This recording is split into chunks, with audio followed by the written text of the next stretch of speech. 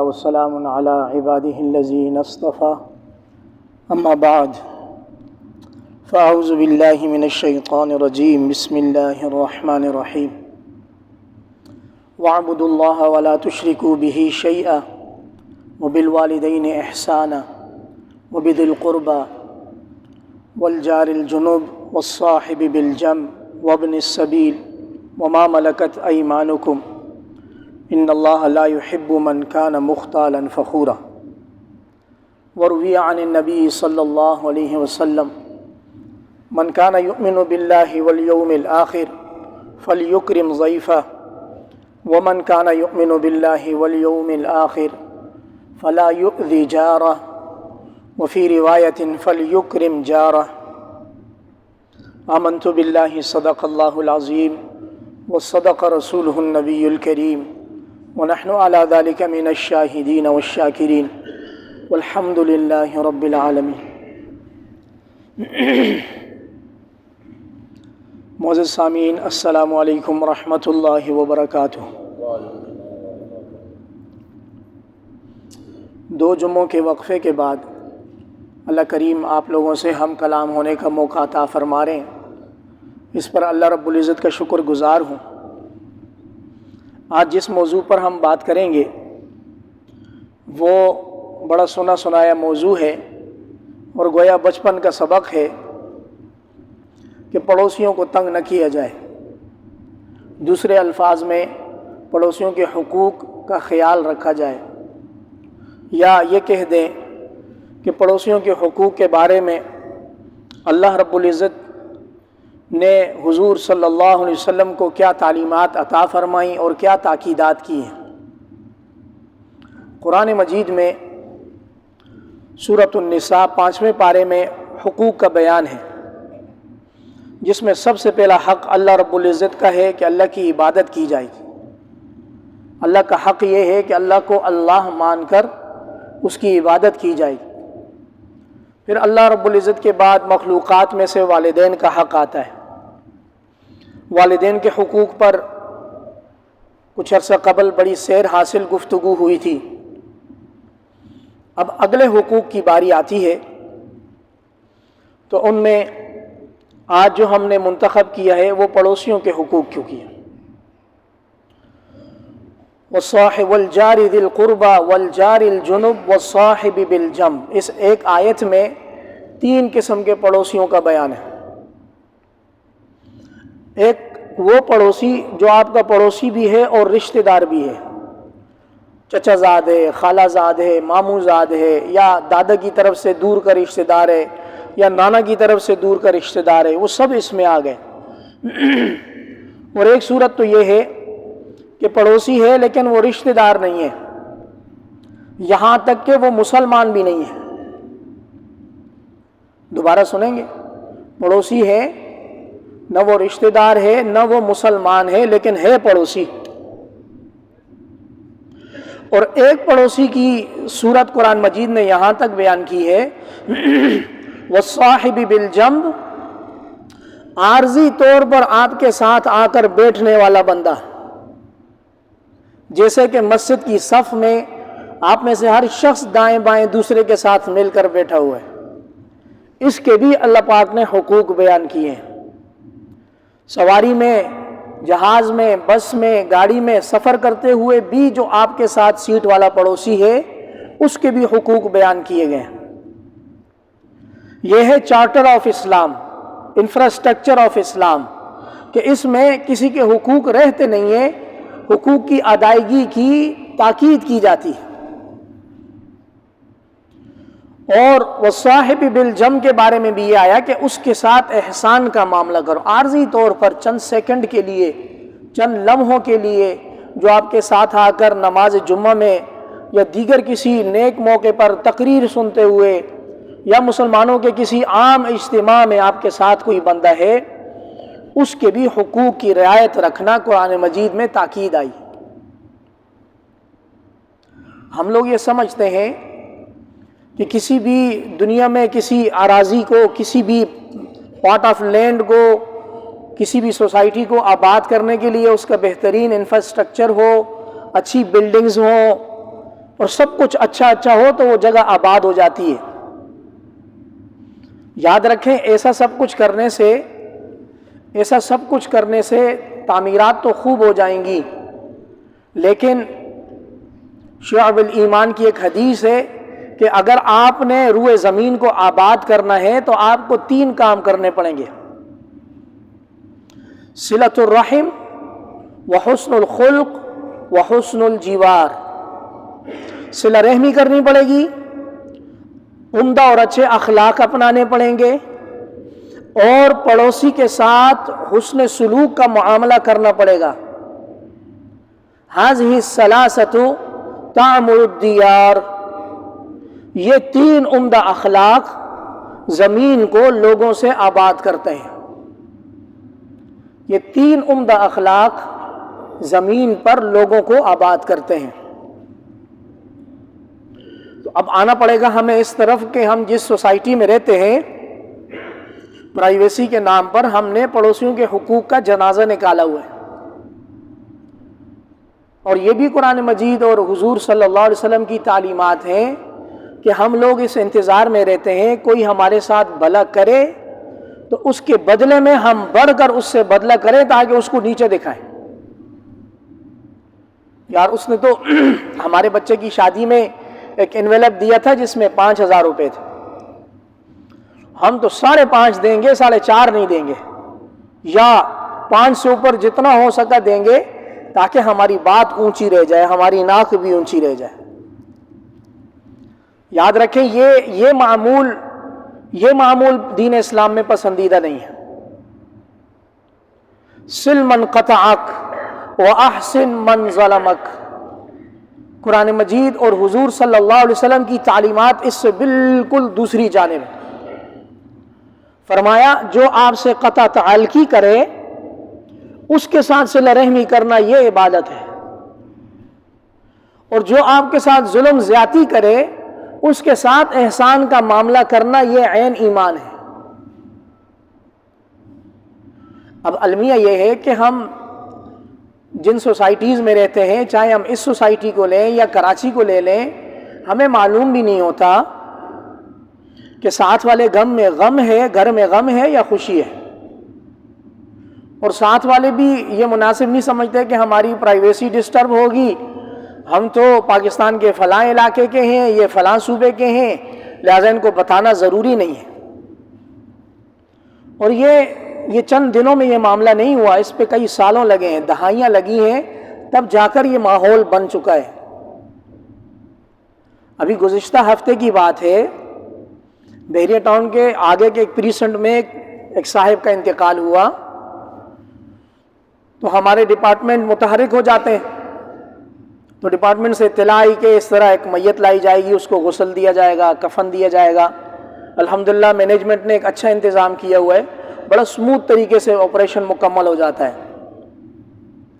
تو وہ ان کو لایا گیا، ان کو طریقے شریعت کے مطابق ان کو غسل دے کر کفن دیا گیا، ان کی نماز جنازہ بھی ادا ہو گئی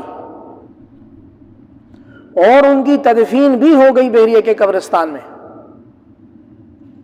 اب بحریہ کے بہت سارے پریسنٹ ہیں، یعنی بہت سارے محلے ہیں اس کے،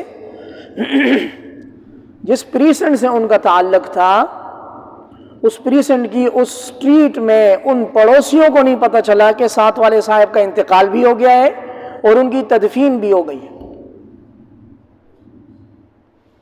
یہ معاملہ ہے پاکستان کی بہترین انفراسٹرکچر والی سوسائٹی کا۔ اسی لیے میں نے آپ کو ایک حدیث کوٹ کی ہے جس میں فرمان ہے کہ 3 عمدہ اوصاف وہ ہیں جس سے علاقے آباد ہوں گے۔ اگر انسانیت سے ہٹ کر صبح شام زندگی گزارنی ہے، صبح سویرے اٹھتے ساتھ ہی کاروبار اور نوکری کی دھن میں نکل جانا ہے، شام کو اندھیرے میں واپس آ کر تھوڑی دیر بیوی بچوں کے ساتھ ہنسی مذاق کر کے سو جانا ہے، تو پھر یہ روٹین چلتی رہے گی یہاں تک کہ ایک دن میری اور آپ کی باری آ جائے۔ لیکن اگر صبح سویرے شام میں کسی وقت پڑوسی پر نگاہ پڑے اور نگاہ پڑتے ساتھ ہی خندہ پیشانی چوڑی ہو جائے، چہرے پر مسکراہٹ آ جائے، فلاں بھائی آپ کیسے ہیں، آپ کو دیکھ کر میرا دل بڑا خوش ہو گیا، اتنا عرصہ وہ ملاقات نہیں ہوئی، بیٹھتے ہیں کچھ گیدرنگ کرتے ہیں، چائے پی لیتے ہیں، کیا جاتا ہے اتنی میٹھی میٹھی باتیں کرنے میں؟ کچھ بھی نہیں جاتا۔ دنیا میں ہر شخص مصروف ہے، لیکن یہ جو آپ نے پیار محبت والی باتیں اخلاص اور محبت کے ساتھ کنوے کر دیں، واللہ یہ باتیں اگلے کے دل میں گھر کر جاتی ہیں۔ جی ہاں، وصلۃ الرحم وحسن الخلق وحسن الجوار یعمران الدیار، عربی کے الفاظ ہیں۔ صلہ رحمی،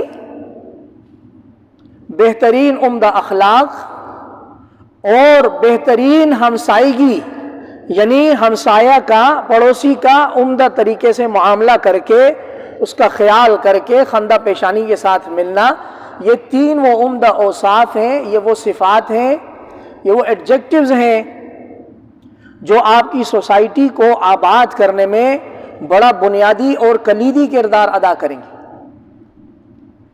اور اگر آپ ان سے دور رہیں گے دو وجہ سے، کہ کسی اور کی پرائیویسی ڈسٹرب نہ ہو، یا واپس پلٹ کر آپ کی پرائیویسی ڈسٹرب نہ ہو، تو پھر یہ زندگی ایسی ہی چلتی رہے گی۔ پھر کوئی کسی سے گلہ شکوہ نہ کرے کہ ہمیں پتہ ہی نہیں چلا، آپ کے ہاں یہ ہو گیا، ہمیں پتہ ہی نہیں چلا۔ وجہ اس کی یہ ہے کہ آپ کسی کی طرف اچھا ہاتھ بڑھائیں گے تو عین ممکن ہے وہ بھی آپ کی طرف اچھا ہاتھ بڑھائیں۔ جناب نبی کریم صلی اللہ علیہ وسلم کا پڑوسی کے بارے میں فیصلہ کن فرمان یاد رکھیں۔ نبی کریم صلی اللہ علیہ وسلم نے فرمایا، من کان یؤمن باللہ والیوم الآخر فلیکرم ضیفہ ومن کان یؤمن باللہ والیوم الآخر فلا یؤذی جارہ۔ اس حدیث شریف میں دو سینٹنسز ہیں، پہلے میں بھی ایک شرط ہے اور ایک اس کی جزا ہے، دوسرے جملے میں بھی ایک شرط ہے اور ایک اس کی جزا ہے۔ شرط رکھی نبی کریم صلی اللہ علیہ وسلم نے کہ جو اللہ اور یوم آخرت پر ایمان رکھتا ہے وہ کچھ کرے، یعنی ایمان کی شرط رکھی ہے، جو اللہ اور آخرت کے دن پر ایمان رکھتا ہے تو اپنے ایمان کو ثابت کرنے کے لیے جب اس کے ہاں مہمان آئے تو جتنی اس کی چادر ہے اس کے مطابق اس کا خیال رکھے، اس کا اکرام کرے۔ پہلا جملہ۔ دوسرا جملہ، ومن کان یؤمن باللہ والیوم الآخر، اور جو شخص اللہ اور یوم آخرت پر ایمان رکھتا ہے، فلا یؤذی جارہ، اس کے ایمان کی ثبوت کی دلیل یہ ہے کہ وہ اپنے پڑوسی کو تکلیف نہیں پہنچائے گا۔ سخت معاملہ ہے، آسان معاملہ نہیں ہے۔ لا یزال یوصینی فی جاری حتی ظننت انہ سیورثہ، او کما قال علیہ الصلوۃ والسلام۔ مدینہ منورہ میں حضور صلی اللہ علیہ وسلم نے مہاجرین اور انصار کے درمیان بائی بندی کا ایگریمنٹ کروایا، جس کو عربی میں مواخات بولتے ہیں، بائی بندی کروانا، یہ مہاجر اس انصاری کا بھائی، یہ مہاجر اس انصاری کا بھائی۔ حضور فرماتے ہیں کہ جبرائیل امین مجھے مسلسل پڑوسی کے بارے میں احکامات دیتے رہے یہاں تک کہ میرا غالب گمان ہو گیا کہ ان قریب کوئی وحی ایسی نازل ہوگی کہ پڑوسی کو دوسرے پڑوسی کی میراث کا حقدار ٹھہرایا جائے گا۔ بہت بڑی بات ہے، میراث میں حصہ صرف خونی رشتہ داروں کا آتا ہے، اور پڑوسی اگر اجنبی ہے اس کو بھی میراث میں اگر حصہ دیا جائے گا تو اس کا مطلب ہے وہ خونی رشتہ داروں سے قریب ہو گیا۔ تو ہمسائے کے حقوق کے بارے میں نبی کریم صلی اللہ علیہ وسلم کے عالی فرمان اور ہمسائے کی رعایت رکھنے کے بارے میں حضور صلی اللہ علیہ وسلم کا یہ فرمان کہ جو اللہ اور یوم آخرت پر ایمان رکھتا ہے اسے چاہیے کہ اپنے پڑوسی کو تکلیف نہ دے۔ ہمیں ذرا دیکھنا ہوگا کہ اس مصروفیت کی زندگی میں ہم ان اقوال زریں حضور صلی اللہ علیہ وسلم کے مبارک ارشادات سے کہاں کھڑے ہیں؟ آیا ہمارا پڑوسی ہے یا نہیں ہے؟ پہلی بات، اگر ہمارا پڑوسی ہے تو ہمارا اس کے ساتھ معاملہ کیا ہے؟ خدا نخواستہ ہم برے ہیں یا وہ برا ہے، اور اللہ نصیب کرے ہم بھی اچھے ہیں اور وہ بھی اچھا ہے، تو پھر اچھائی میں پہل کون کرتا ہے؟ پھر اس اچھائی میں اللہ کی رضا کس کو مقصود ہے اور دکھلاوا کس کو مقصود ہے؟ دو الگ الگ پہلو ہیں۔ ایک پہلو یہ ہے کہ پڑوسی کے ساتھ کوئی تعلق ہی نہیں، یہ ایک الگ منفی پہلو ہے، اور دوسرا پہلو یہ ہے کہ نام و نمود کے لیے اتنا اچھا رشتہ استوار کیا ہوا ہے کہ دکھلاوا مقصود ہے، اگر وہ نیکی کرتے ہیں تو آپ اس سے ڈبل کرتے ہیں تاکہ وہ ہمیشہ نیچا رہے۔ حالانکہ قرآنی تعلیمات اور حضور صلی اللہ علیہ وسلم کی نبوی تعلیمات کا یہ منشا نہیں ہے۔ حضور صلی اللہ علیہ وسلم کی تعلیمات کا تقاضا یہ ہے کہ ایک اسلامی سوسائٹی، اسلامی فلاحی معاشرہ اچھائی پر مبنی ایک اس کی بنیاد قائم ہو، اور وہ ایک خندہ پیشانی کے ساتھ اپنے آخرت کی سفر کی طرف رواں دواں ہو۔ یہاں تک کہ نبی کریم صلی اللہ علیہ وسلم نے فرمایا اذا طبخت الطعام فاکثر المرق وشارک جیرانہ، جب کبھی سالن بناؤ تو شوربے کو زیادہ کر دو، اس لیے زیادہ کر دو کہ اس زائد شوربے میں سے، زیادہ سالن میں سے اپنے پڑوسی کو بھی ایک پلیٹ بھیج دو۔ اب آپ میں سے ہر شخص آج سے 20-25 سال پہلے اس بات کا گواہ ہوگا کہ ہمارے والدین ہمارے ہاتھ میں پلیٹ، دسترخوان، روٹی اس کو ڈھانپ کر پڑوسی کو بھیجنے کے لیے تاکید کرتے تھے، بیٹا یہ ساتھ والے گھر میں دے آؤ۔ ان کے گھر جاتا تھا، ان کے گھر میں جو دال ساگ بنی ہوگی وہ ہمارے گھر آتی تھی، اور یاد نہیں ہے کہ رمضان کی کوئی افطاری اس سے مس ہوتی ہو کہ ہمیں افطاری میں جو کچھ بنائے تھوڑا تھوڑا ڈال کر ساتھ والے کے لیے بھیجا، اور وہاں وہ خالی برتن نہیں بیچتے تھے، وہ بھی ان کے گھر میں جو کچھ بنائے تھوڑا تھوڑا ڈال کر واپس بیچتے تھے۔ پھر ہم نے ترقی کی، ہم نے ڈیولپمنٹ کی، اور ہم زوال کی گھاٹیوں میں اترتے چلے گئے۔ یاد رکھیں ایمان کا تقاضا ہے، آپ کی پرائیویسی اگر ڈسٹرب ہو رہی ہے تو یہ آپ کا المیہ ہے۔ نبی کریم صلی اللہ علیہ وسلم کا فرمان یہ ہے کہ پڑوسی کے معاملے میں حسن معاشرت، اس کے حقوق کی ادائیگی کی دھن لگی رہے کہ کہیں پڑوسی ناراض نہ ہو جائے، اور اس کو نیکی کے ساتھ نبی کریم صلی اللہ علیہ وسلم نے نہیں باندھا کہ پڑوسی آپ کے ساتھ نیکی کرے گا تو آپ کریں گے، نہیں، فرمایا سل من قطعک، اس کے ساتھ صلہ رحمی کرو جو تمہارے ساتھ قطع رحمی کریں، اور وَأَحْسِنْ إِلَىٰ مَنْ ظَلَمَكَ، جو آپ پر ظلم زیادتی کرے اس کے ساتھ نیکی اور احسان کا معاملہ کرو۔ دوسری طرف ارشاد فرمایا مَنْ كَانَ يُؤْمِنُ بِاللَّهِ وَالْيَوْمِ الْآخِرِ، جو اللہ اور یوم آخرت پر ایمان رکھتا ہے، فَلْيُكْرِمْ ضَيْفَهُ، اس کے گھر مہمان آئے تو تیوری نہ چڑھائے، یار یہ بے وقت آ گیا، اس نے مجھے ڈسٹرب کر دیا، آ گیا مہمان تو اب کھلے دل کے ساتھ جو کچھ گھر میں ہے اس کے سامنے رکھ دو، یہ آپ کے لیے۔